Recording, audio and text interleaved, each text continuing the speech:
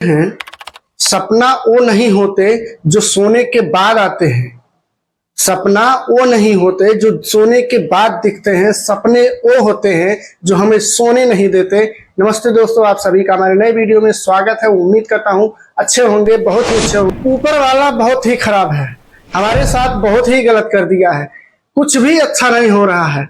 इतनी बुराई ही मेरे साथ ही क्यों है? बहुत गलत कर रहा है मेरे साथ, कुछ भी अच्छा नहीं हो रहा है। ऊपर वाले को कोसने में कोई कमी नहीं छोड़ते हैं, लेकिन ऊपर वाला जो भी करता है ना, बहुत सोच समझ के करता है। आपको आपको सिर्फ अपने परिवार का टेंशन है, आपको अपने सिर्फ परिवार का टेंशन है, लेकिन ऊपर वाले के सारी दुनिया परिवार है। उसको सारी दुनिया को देखना होता है कि कैसे अपने आप को संभालना होगा, कैसे लोगों को संभालना होगा, कैसे पूरी दुनिया को चलाना है। उनको पूरी दुनिया का टेंशन है, फिर भी हमें थोड़ा सा तकलीफ हो जाता है तो हमें भगवान को ही कोसने लगते हैं कि हमारे साथ बहुत गलत कर दिए, ऐसा हो गया, वैसा हो गया। भोला भाला जो भी आता है माइंड में, वो सारी चीजें हम भगवान को बोल देते हैं। एक कहानी सुनाता हूँ, इससे आप लोग को बहुत बेहतर समझ में आएगा। एक बार की बात है, एक जहाज, पानी वाली जहाज समंदर में घूमने के लिए निकली। सफर करना शुरू किया, अपने स्टेशन से निकला। 2-4 दिन सैर करने के बाद में वो बीच समंदर में डूबने लगा। अचानक उस जहाज में कुछ प्रॉब्लम हो गई, वो जहाज डूबने लगा। जब डूबने लगा तो पायलट ने अनाउंस किया, भाई अब इस जहाज को, अगर आप लोग को तैरना आता है तो आप तैर सकते हैं, क्योंकि जहाज में अब वो नहीं रह गया है, ये जहाज डूबने वाला है। उसने बताया। अब जिसको तैरना आता था तो वो तैरे कैसे, समंदर है, वहां पे सभी डूबेंगे। डूबने का तो सभी डूबेंगे, लेकिन कुछ लोगों ने प्रयास किया। कुछ लोगों में से एक व्यक्ति बच गया। एक व्यक्ति बच गया, बचा तो ऐसे जगह पे चला गया, टापू पे, जहां पे ना कोई इंसान है ना ही कोई है, किसी से वहां से कोई मुलाकात ही नहीं हो रहा है। अब करे भी तो क्या करे, अकेला ही है। परेशान हो गया। अब भगवान को प्रार्थना करने लगा, प्रभु मेरा सहायता कीजिए, कृपा कीजिए मुझ पे। ये वो जितना सारा हो सका उतना उसने प्रार्थना करना शुरू कर दिया। रोज डेली प्रार्थना करता था, प्रभु मेरा सहायता कर दीजिए, ये कर दीजिए, वो कर दीजिए। बहुत सारी वो करने लगा। 1-1.5 महीना तक उसने प्रार्थना करना शुरू किया। एक दिन अचानक अब वो वहीं पे अपना टाइम पास करने लगा। भाई अब करे तो क्या करे, अब दूसरे जगह पे जाने के लिए उसको कोई वो ही नहीं था, सहारा ही नहीं था। कैसे जाए, समंदर को पार कैसे कर सकता है? अब जब वो टापू पे है तो वहां पे तो कोई है नहीं। अब उसी जंगल से लकड़ी काटे उठ के इधर उधर करके अपना घर बनाया, झोपड़ी बना लिया, उसी में रहने लगा। फल फूल खाता था, मछलियों को पकड़ के खाता था, और तो कोई वो था नहीं वहां पे। जंगल से लेके आता था, अपना वही खाता था, गुजारा करता था। भगवान से प्रार्थना डेली करता था, उसका वही काम रहता था। भाई करे क्या करे, अकेला व्यक्ति है, अब उसको आगे पीछे तो कोई देखने वाला है नहीं। अब चिल्लाए भी तो सुनाई नहीं देगा, कुछ भी करे सुनाई नहीं देगा। वो एक दिन मछली को पकाने के लिए उसने आग जलाया, किसी तरह से जुगाड़ करके आग को जलाया, पत्ता पत्ता बिटोर के आग को जला। अब उसने क्या किया, मछली को पकाने के लिए थोड़ा लकड़ी लेने चला गया, थोड़ा दूरी पे। जब थोड़ी दूरी पे लकड़ी लेने के लिए लकड़ी गया, लकड़ी को लाने के लिए थोड़ा दूरी चला गया। जब लकड़ी लेके आने लगा तो देख रहा है कि उसका झोपड़ी ही जल गया। भाई जंगल है, पकड़ लिया, आ गया, पूरा जलने लगा। अब देख रहा है पूरा झोपड़ी स्वाहा हो गया। अब और परेशान, एकदम उदास हो गया।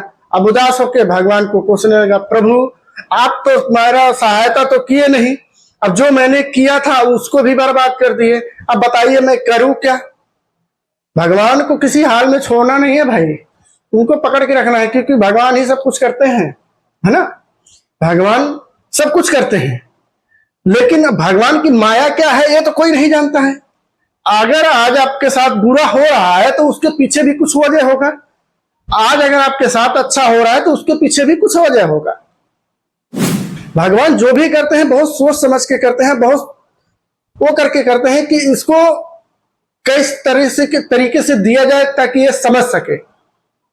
अब अचानक से आपके घर में करोड़ों रुपए की संपत्ति आ जाए तो आप हड़बड़ा जाओगे।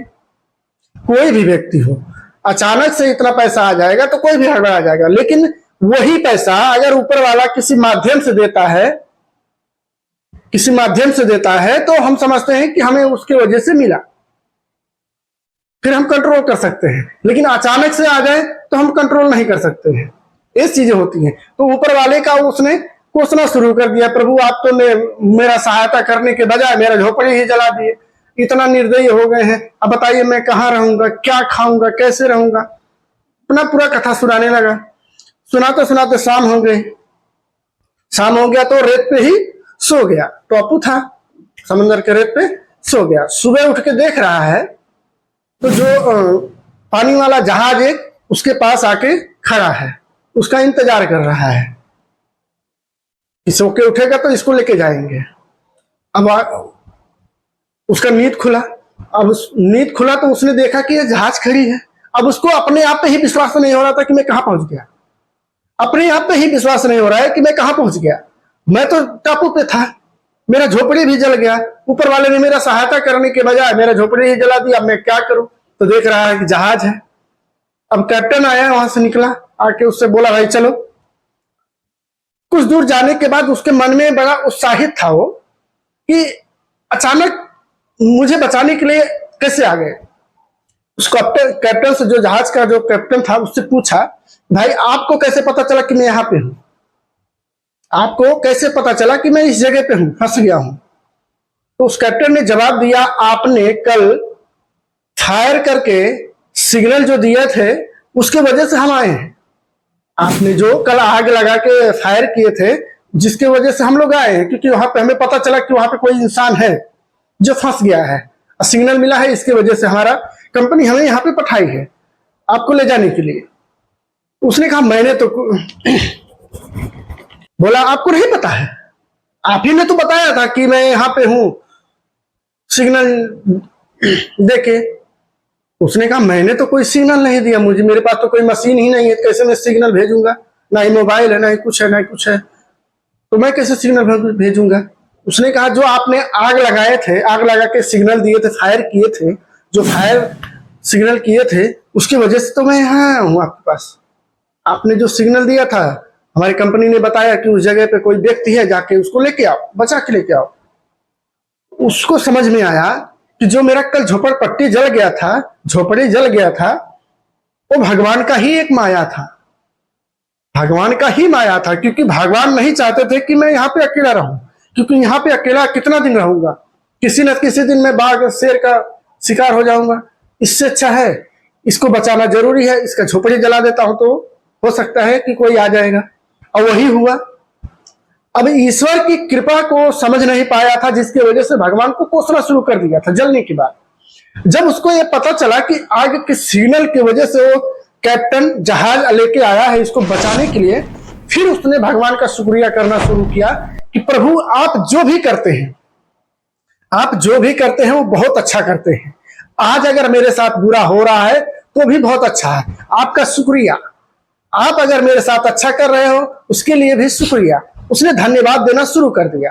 धन्यवाद देने के बाद में उसको समझ में आया कि ईश्वर कभी भी किसी के साथ बुरा नहीं करता है। इस कहानी का माध्यम यह है कि इंसान कुछ भी सोचे, अपने आप में वो कुछ भी हो, कैसे भी, चाहे वो गरीब हो, अमीर हो या कोई भी हो, कर्म आप जैसा करोगे आपको मिलेगा वही। अगर उस व्यक्ति का वो झोपड़ी अगर नहीं जला होता उस जगह, तो वो व्यक्ति अपना आग लगा के मछली पकाने का उसके दिमाग में नहीं आया होता, तो क्या उसका झोपड़पट्टी जलता? नहीं जलता। जिसके वजह से झोपड़पट्टी जला, झोपड़पट्टी जलने के वजह से उसका कंपनी को पता चला कि यहाँ पे कोई व्यक्ति फंस गया है जो आग लगा के हमें बताना चाह रहा है कि मैं इस जगह पे हूँ, जिसकी वजह से उसकी जान बची। तो ऊपर वाला कभी भी किसी के साथ गलत नहीं करता मेरे दोस्त। अगर आप दोस्तों, समझने वाली बात है कि ईश्वर की माया को आज तक ना कोई समझ पाया है ना कोई समझ पाएगा। ईश्वर जो भी करते हैं ना बहुत सोच समझ के करते हैं, और जितना भी करते हैं बहुत अच्छा ही करते हैं, मेरा मानना है। बाकी अगर वीडियो पसंद आई हो तो लाइक कमेंट शेयर जरूर कीजिएगा। उम्मीद करता हूं कि इस वीडियो से आप लोग को कुछ सीख मिले होगी कि कभी भी ईश्वर के ऊपर ये नहीं कहना चाहिए, उनके ऊपर कभी ये नहीं थोपना चाहिए कि आपने मेरे साथ गलत किया है। अगर आपके साथ कुछ गलत हुआ है फिर भी धन्यवाद दीजिए कि प्रभु आपने जो भी किया है बहुत अच्छा किया है, आपने जो भी कर रहे हैं बहुत अच्छा कर रहे हैं। मिलता हूं किसी अगले वीडियो में।